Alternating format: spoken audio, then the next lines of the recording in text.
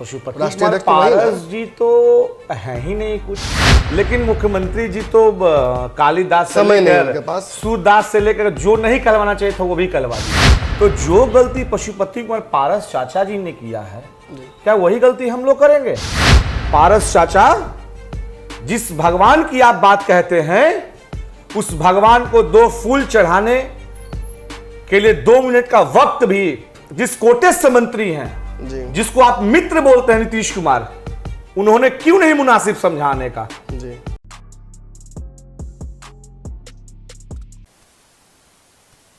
नमस्कार, भारत लाइव देख रहे हैं आप। कल हमने आपको बताया था कि 2 जगहों पर उपचुनाव के साथ बिहार में सारे समीकरण फिर से एक बार जनता के समक्ष उतरेंगे। देखिए, बिहार में पिछले कुछ दिनों में जो पॉलिटिकल डेवलपमेंट्स हुई हैं, उनको लेकर बड़ा कंफ्यूजन क्रिएट हो गया है।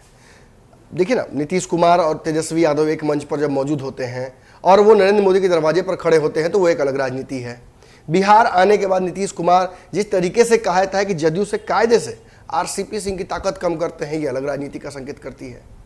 जिस तरीके से जदयू में ललन सिंह की ताकत बढ़ी है, ये भी एक अलग तरीके की राजनीति का दृश्य दिखा रही है। लेकिन इन सबके बीच चिराग पासवान ने रामविलास पासवान की याद में जो कार्यक्रम आयोजित किया, उसमें सभी को राजनीतिक द्वेष छोड़ते हुए आमंत्रित किया था। लेकिन शायद नीतीश कुमार के मन में कोई टीस रह गई, या शायद उनके पास समय नहीं मिला, जिसकी वजह से वो उस कार्यक्रम में नहीं पहुंच पाए। सवाल तो कई इस कार्यक्रम के बाद भी हुए, आखिर नीतीश कुमार क्यों नहीं पहुंच पाए। लेकिन उससे बड़ा सवाल था, जिस तरीके से चिराग पासवान और तेजस्वी यादव एक जगह दिखे, एक रस दिखे, एक तरह की भाषा बोलते दिखे, नीतीश की खिलाफत करते दिखे, दुर्भाग्यपूर्ण करार दिया गया नीतीश कुमार का वहां नहीं पहुंचना। ऐसी स्थिति में सवाल ये खड़ा होता है कि बार बार हम नेताओं से ये पूछते रहते हैं कि आपका गठबंधन हो रहा है, आप एक साथ आ रहे हैं, तो वो चुप्पी साध लेते हैं। याद होगा आपको, जब तेजस्वी यादव से पूछा गया था कि चिराग साथ आ रहे हैं क्या, तो उन्होंने किस तरीके से चिराग की तरफ वो बात मोड़ दी थी और चिराग पासवान ने उस मीटिंग को एक गैर राजनीतिक मीटिंग करार दे दिया था। लेकिन सब कुछ राजनीति में राजनीति के लिए ही होता है। ऐसे में इस सवाल पर से भी पर्दा हटाने के लिए एक लिटमस पेपर टेस्ट आ गया है। बिहार में 2 जगहों पर उपचुनाव होने हैं, तारापुर और कुशेश्वरस्थान। दोनों जगहों पर ताल ठोक दिया है कहीं ना कहीं राजद ने, यानी तेजस्वी यादव ने। ऐसे में सबसे बड़ी बात यह है कि इन दोनों सीटों पर जो जीत का मार्जिन था, उससे कहीं ज़्यादा वोट लेकर चिराग पासवान आए थे, यानी दोनों जगह पर उनके कैंडिडेट्स अच्छे खासे वोट लेकर आए थे। ऐसी स्थिति में यह सवाल खड़ा होता है कि क्या दोनों एक साथ इस चुनाव में उतरेंगे? अगर दोनों साथ हैं तो ये चुनाव उनके लिए एक बड़ा सामने खड़ा यक्ष प्रश्न हो सकता है। हमारे साथ लोजपा के मीडिया प्रभारी मौजूद हैं, इन्हें आप अच्छे से जानते हैं। सवाल इन्हीं से सीधा कर लेते हैं, चुनाव लड़ना है आप लोग को उपचुनाव? बिल्कुल। देखिए, जो बिहार में उपचुनाव है और जिस तरीके से बिहार के वर्तमान मुखिया श्री नीतीश कुमार जी को बिहार की जनता ने 2020 के चुनाव में नकारा था जी, तो कहीं ना कहीं बिहार की जनता अब नहीं चाहती है कि बिहार में नीतीश कुमार के कोई भी व्यक्ति चुनाव जीते जी। और रहा बात उपचुनाव लड़ने का, तो मैं आपको क्लियर कर दूं कि उपचुनाव लड़ने की तैयारी लोक जनशक्ति पार्टी ने पूरी कर ली है और लड़ेगी जी। और वहाँ के जिलाध्यक्ष, बिहार पार्लियामेंट बोर्ड के जो हमारे अध्यक्ष हैं हुलास पांडे जी, प्रदेश अध्यक्ष माननीय राजू तिवारी जी, सभी लोग मिलकर इस पे कार्य कर रहे हैं। 1-2 जगह से एप्लीकेशन आ भी गया है। मतलब दोनों सीटों पर आपका दावा है? बिल्कुल, क्यों नहीं लड़ेंगे भाई, क्यों नहीं लड़ेंगे, लड़ना ही है। नहीं, क्योंकि दोनों सीटों पर नीतीश कुमार का भी दावा है। तो देखिए, उनकी विनिंग सीट्स है दोनों। नीतीश कुमार जी का दावा क्या है, हमको उससे कोई लेना ही नहीं देना। हम चुनाव लड़ेंगे, हमारी पार्टी है तो हम तो लड़ेंगे ही ना। मतलब नीतीश कुमार को फिर डैमेज करना है आपको? हम चुनाव जीतने के लिए खड़ा होते हैं, किसी को डैमेज करने के लिए नहीं। अगर कोई डैमेज हो जाता है अगर हमारे गेंद से जी, तो उसमें हम क्या कर सकते हैं? हमारे प्रत्याशियों को 50-50 हजार, 40-40 वोट है, 25 लाख वोट है सर जी। कहीं ना कहीं इन दोनों सीटों पर आपका प्रदर्शन उतना बढ़िया नहीं था। एक सवाल यहाँ खड़ा होता है, अगर तेजस्वी यादव दोनों सीटों पर चुनाव लड़ रहे हैं तो आप तेजस्वी के खिलाफ चुनाव लड़िएगा? देखिए, गठबंधन का स्वरूप उस वक्त क्या होगा, यह निर्णय राष्ट्रीय अध्यक्ष आदरणीय चिराग पासवान जी लेंगे। किसके खिलाफ चुनाव लड़ना है और किसके खिलाफ चुनाव नहीं लड़ना है जी, ये संसदीय बोर्ड के अध्यक्ष, प्रदेश अध्यक्ष, राष्ट्रीय अध्यक्ष तय करेंगे। मैंने पशुपतिनाथ पारस तय करेंगे। पशुपति राष्ट्रीय कुमार अध्यक्ष तो वही पारस जी तो है ही नहीं कुछ, और किस पारस जी की बात आप कह रहे हैं, हमको तो समझ से पड़े हैं। आपके चाचा पशुपति पारस जो पशुपति कार्यक्रम में न्योता देने आप गए थे, परिवार का हिस्सा, एकमात्र मुखिया, पशुपति कुमार पारस पिता तुल्य। बिल्कुल, पशुपति कुमार पारस चाचा उनसे जी पूछ के ही टिकट के दीजिएगा ना साथ, किसी को। पशुपति कुमार पारस चाचा जी के साथ जी, हम लोगों ने 4 सांसद, यानी कि राष्ट्रीय अध्यक्ष आदरणीय चिराग पासवान जी ने पार्टी के विपरीत कार्य करने पर उन्हें पार्टी से हम लोगों ने निष्कासित कर दिया। ये बात कहाँ मान रहे हैं? भाजपा नहीं मान रही है, जदयू नहीं मान रही है, केंद्रीय मंत्री बन गए। खैर, इस विवाद में तो मैं पढ़ूंगा ही नहीं। मुझे इतना बस पूछना है कि कायदे से तो लोजपा की लड़ाई चल रही है कोर्ट में, और आपने कहीं, आपका कहीं ना कहीं जो एक अधिकार था कार्यालय पर, वो भी आपका छूट गया है।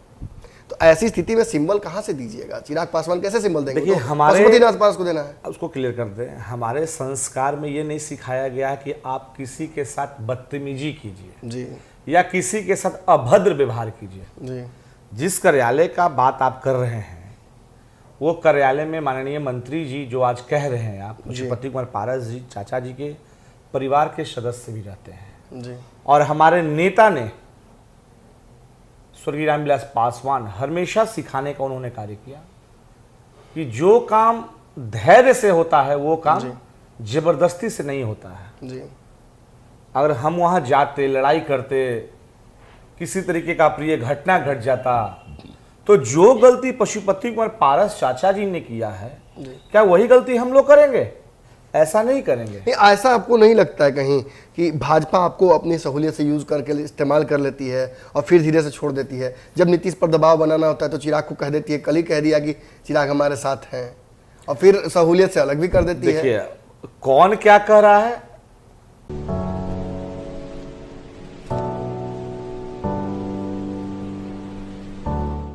इस पे बहुत ज्यादा बोलना उचित नहीं है अभी।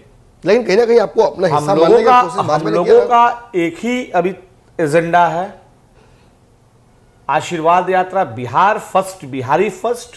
जी, बिहार को कैसे 1 नंबर पे ले जाएं, इस विषय को लेकर लगातार राष्ट्रीय अध्यक्ष आदरणीय चिराग पासवान जी कार्य कर रहे हैं।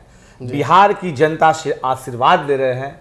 बिहार में जो कार्य नहीं हुआ उसको भी वो एनालिसिस कर रहे हैं आशीर्वाद यात्रा के माध्यम से। मतलब आप लोग ऐसा नहीं है। एनालिसिस कर रहे हैं, बिल्कुल। बड़ा ध्येय लेके चल रहे हैं। हाँ, बिल्कुल बड़ा ध्येय लेके चल रहे हैं, लेकिन आपके साथ ना नीतीश कुमार है, ना भाजपा है।